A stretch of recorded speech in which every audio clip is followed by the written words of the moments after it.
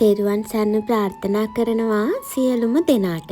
ඉතින් ගොඩ දවසකින් තමයි ඔයාලව බලන්න මං ආවේ. දැන්ටමත් දන්නවනේ අද බ්ලොග් එක මොකක්ද කියලා. ටික ටික එහෙනම් ඉස්සරහට කතා කරගෙන යමු එහෙනම්. එහෙනම් ඉතින් අගේ නොකර මම කියලා ඉන්නම්කෝ මම මේ කොහේ යන්නද ලෑස්ති වෙන්නේ කියලා. මම සිරිපා කරුණා කරන්න යන්න සූදානමින් තමයි මේ බඩු ටික ලෑස්ති කරලා ඉන්නේ. එහෙනම් බලමුකෝ මං කොහොමද සිරිපා කරුණා කරන්න යන්න සූදානම් වෙන්නේ කියලා. අපි සිරිපා කරුණා කරන්න යනකොට අපිට අවශ්‍ය වෙනම දෙයක්නේ අපේ බෙහෙත් ටික. ඒ කියන්නේ ඔළුව කැක්කුමක් හැදුනත් කකුල් වේදනාවක් දැනුණත් අපි ගාව බෙහෙත් ටික තියෙනකොට ගොඩාක් හොඳයිනේ. ඒක කාටවත් කරදරයක් නෑනේ. ඒ හින්දා බෙහෙත් ටික මට විතරක් නෙමෙයි අපේ නඩේ ගිය අනිත් හැමෝටම ඇති වෙයි කියලා හිතාගෙන මං බෙහෙත් ටික මේ විදියට ලෑස්ති කරගත්තා.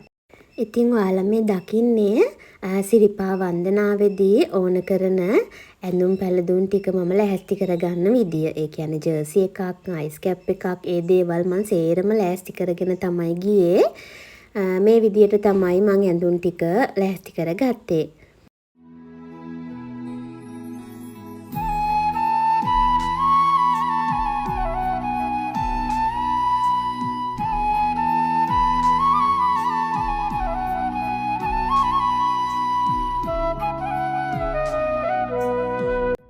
ඉතින් ගමන යන්න සූදානම් වෙලා මම මුලින්ම අපලෝතුරා බුදුරජාණන් වහන්සේගෙනුත් යශෝදරා තෙරණින් වහන්සේගෙනුත් ආශිර්වාදය ලබාගෙන තමයි ගමන යන්න සූදානම් වුණේ.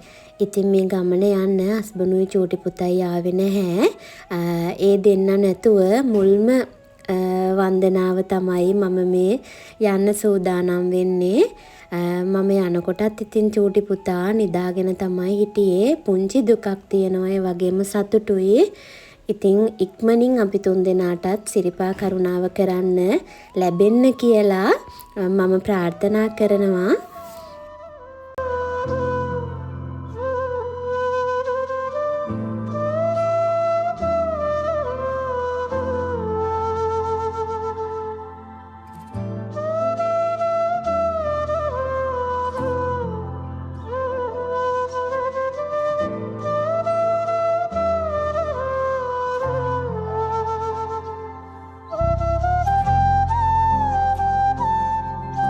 මේ පුදබිම වන්දනා කරන්න යන පරිසරය මාරම ලස්සනයි.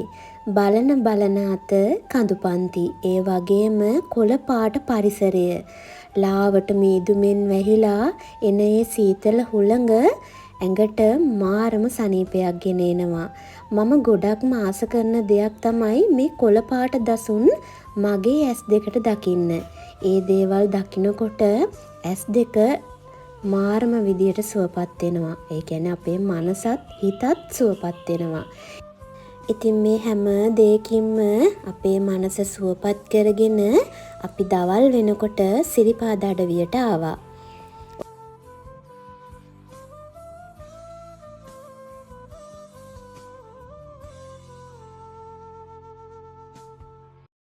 අපිට කරුණා කරන්න අවශ්‍ය කරන බඩු ටික අපි ලෑස්ති කරගෙන පන්සලටත් වැඳලා ශ්‍රී සුමන සමන් දේවාලයටත් පඳුරු දාලා මොකද අපේ නඩේ හිටියනේ කෝඩු 3 දෙනෙක්. ඒ 3 දෙනාවත් බාර කරලා සිරිපා කරුණා කරන්න තමයි අපේ නඩේ මේ ලෑස්ති වෙන්නේ. අපේ බුදුන් අපි වඳින්ද රන් සමනොල යනවෝ ඉරන් පතුල අපි වඳින්ද හිමේ නැගලා යනවෝ. ඉතින් අපි පෙබරවාරි මාසේ 10 11 තමා සිරිපා කරුණාව කරන්න යන්න සූදානම් වෙලා හිටියේ. ඔයාලා මේ දකින්නේ පෙබරවාරි 10 දවල්. ඒ කියන්නේ කාමාට 2ට විතර තමයි අපි සිරිපා වන්දනාව ආරම්භ කළේ. ඉතින් මේ යන ගමන පුංචි දුකක් ඇති වුණා. මොකද හස්බන්ඩ්ුයි චූටි පුතයි මං ගාව නෑනේ. ඉතින් ඒ අඩුව මගේ නඩේ කිසිම කෙනෙක් මට දැනෙන්න දුන්නේ නැහැ. හරිම ආදරෙන් මාව කරුණා කරන්න එක්කගෙන ගියා. ඉතින් රස කතා කිය ඉතින් මේවා කෑම කකා තමා අපි මේ නඩය හරිම ආදරෙන් කරුණා කරන්න පටන් ගත්තේ.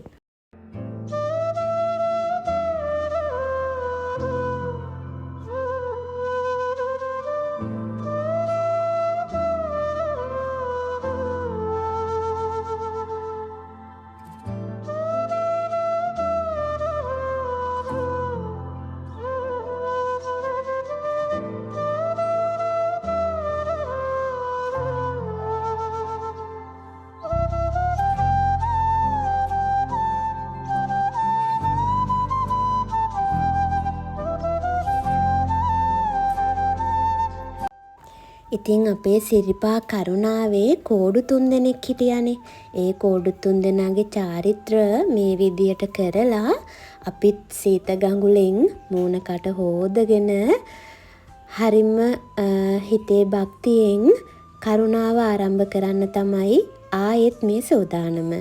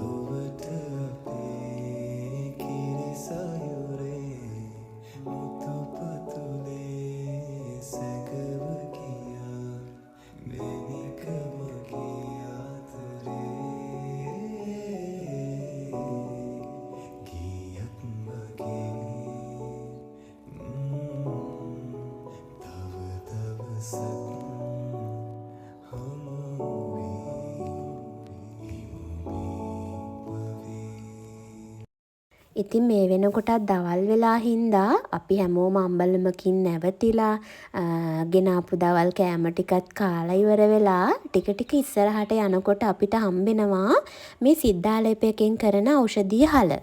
ඉතින් මේ ඖෂධීය හලෙන් අපිට ඔය සිද්ධාලේප කකුල් වේදනාවට ඒ දේවල් අපිට ගන්න තියෙනවා. ඒ වගේම මට හම්බුණ ඖෂධීය රසම තේක තමයි අපි දැන් මේ බොන්නේ. ඉතින් ඒකත් බීලා ඉවර වෙලා සීත ගඟුලෙන් ආයෙත් මූණකට ටිකක් හොද කරගෙන අපි හැමෝම මේ සිරිපා වන්දනාව ආයෙත් ආරම්භ කරන්න තමයි ලෑස්ති වෙන්නේ. ඉතින් මේ වෙලාව චුට්ටක් හවස් වෙලා හින්දා සීතල හැම ඇඟට දැනෙන්න පටන් අරගෙන තියෙන්නේ.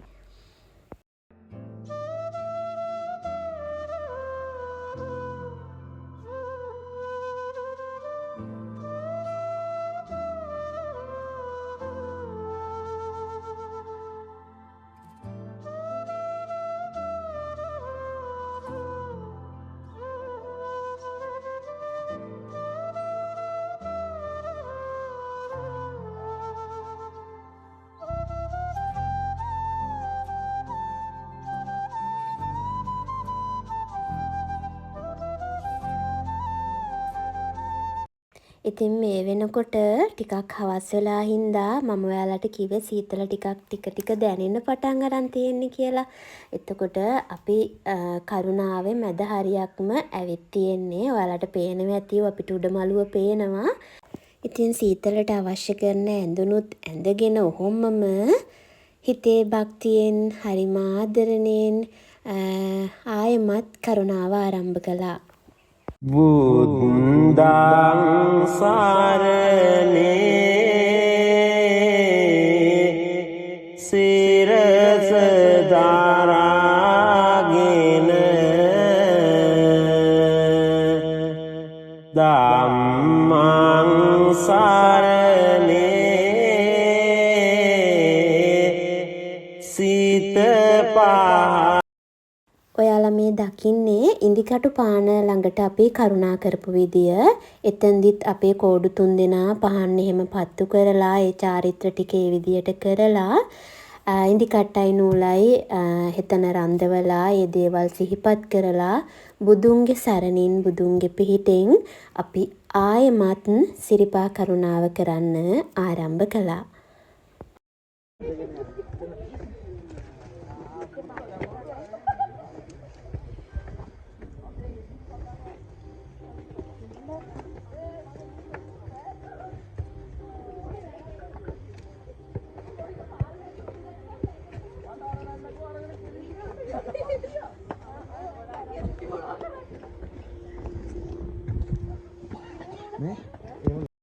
දැන් මේ වෙනකොට වෙලාව සාමාන්‍යයෙන් 9:00ටත් කිට්ටු කරලා තියෙන්නේ. මේ වෙලාවේ අපි ඇහැල කනුව ළඟ තමයි ඉන්න ඔයාලා මේ දකින්නේ. දැන් අපිට උඩමළුව සෑහෙන දුරට පේනවා. හිතේ හරිම සතුටක් ඒ වගේම භක්තියක් දැනෙන මොහොතක් මේ වෙලාව. කියන්න වචන නැති තරම් හිතේ භක්තිය පිරී ඉතිරිලා ගිය මොහොතක්. ඉතින් මම ඔයාලටත් කියන්නේ මේ අපේ පුදබිමේ අපේ ලංකාවේ මෙච්චර ලස්සන මෙච්චර පුදබිම් වැන්දේ නැත්තම් අර අපි කියනවානේ ඉඳලත් වැඩක් නැහැ කියලා. ඇත්තටම මේ පුදබිම් වැඳ පුදා ගන්න ඕනේ. මම මේ කරුණා කරන්නේ 5 වෙනි වතාවට. ඒ කියන්නේ මගේ මේ 5 වෙනි කරුණාව තමයි අද මේ සම්පූර්ණ කරන්නේ. ඉතින් හරිම හිතේ භක්තියෙන් කරුණා කරපු වන්දනා ගමනක් තමයි මේ පාර සිරිපා වන්දනාව.